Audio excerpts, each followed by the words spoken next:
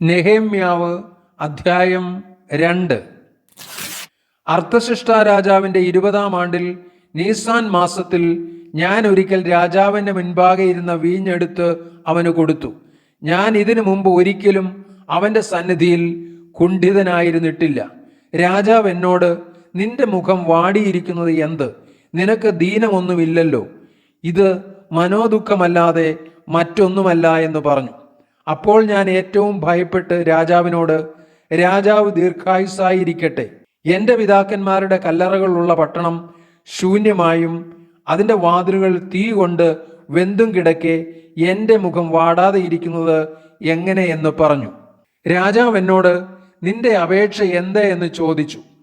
ഉടനെ ഞാൻ സ്വർഗത്തിലെ ദൈവത്തോട് പ്രാർത്ഥിച്ചിട്ട് രാജാവിനോട്, രാജാവിന് തിരുവുള്ളമുണ്ടായി അടിയന് തിരുമുമ്പിൽ ദയ ലഭിച്ചു എങ്കിൽ അടിയനെ യഹൂദായിൽ എൻ്റെ പിതാക്കന്മാരുടെ കല്ലറകളുള്ള പട്ടണത്തിലേക്ക് അത് പണിയേണ്ടതിന് ഒന്ന് അയക്കണമേ എന്ന് ഉണർത്തിച്ചു. അതിന് രാജാവ് രാജ്ഞിയും അരികെയിരുന്നു, നിന്റെ യാത്രയ്ക്ക് എത്ര നാൾ വേണം? നീ എപ്പോൾ മടങ്ങി വരുമെന്ന് എന്നോട് ചോദിച്ചു. അങ്ങനെ എന്നെ അയപ്പാൻ രാജാവിന് സമ്മതമായി. ഞാൻ ഒരു അവധിയും പറഞ്ഞു.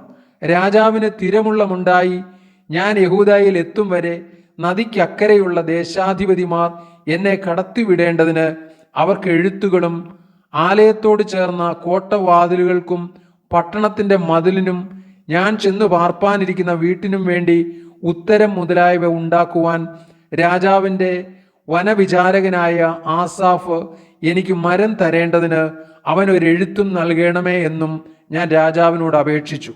എൻ്റെ ദൈവത്തിൻ്റെ ദയുള്ള കൈ എനിക്ക് അനുകൂലമായിരുന്നതുകൊണ്ട് രാജാവ് അത് എനിക്ക് തന്നു. അങ്ങനെ ഞാൻ നദിക്ക് അക്കരെയുള്ള ദേശാധിപതിമാരുടെ അടുക്കൽ വന്ന് രാജാവിൻ്റെ എഴുത്ത് അവർക്ക് കൊടുത്തു. രാജാവ് പടനായകന്മാരെയും കുതിരച്ചേവകരെയും എന്നോടുകൂടെ അയച്ചിരുന്നു.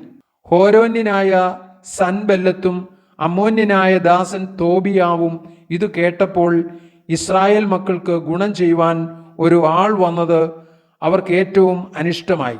ഞാൻ യെരൂശലേമിലെത്തി അവിടെ 3 ദിവസം താമസിച്ച ശേഷം ഞാനും എന്നോടുകൂടെ ചില പുരുഷന്മാരും രാത്രിയിൽ എഴുന്നേറ്റു. എന്നാൽ യെരൂശലേമിൽ ചെയ്യുവാൻ എൻ്റെ ദൈവം എൻ്റെ മനസ്സിൽ തോന്നിച്ചിരുന്നത് ഞാൻ ആരോടും പറഞ്ഞിട്ടില്ലായിരുന്നു. ഞാൻ കയറിയിരുന്ന മൃഗമല്ലാതെ മറ്റൊരു മൃഗവും എന്നോടുകൂടെ ഉണ്ടായിരുന്നില്ല. ഞാൻ രാത്രിയിൽ താഴ്വര വാതിൽ വഴിയായി പെരുമ്പാമ്പുറവിങ്കിലും കുപ്പവാതിൽക്കലും ചെന്ന് യെരൂശലേമിൻ്റെ മതിൽ ഇടിഞ്ഞു കിടക്കുന്നതും വാതിലുകൾ തീ വെച്ച് ചുട്ടിരിക്കുന്നതും കണ്ടു. പിന്നെ ഞാൻ ഉറവ് വാതിൽക്കലേക്കും രാജാവിൻ്റെ കുളത്തിങ്കിലേക്കും ചെന്നു. എന്നാൽ ഞാൻ കയറിയിരുന്ന മൃഗത്തിന് കടന്നു പോകുവാൻ സ്ഥലം പോരാതിരുന്നു.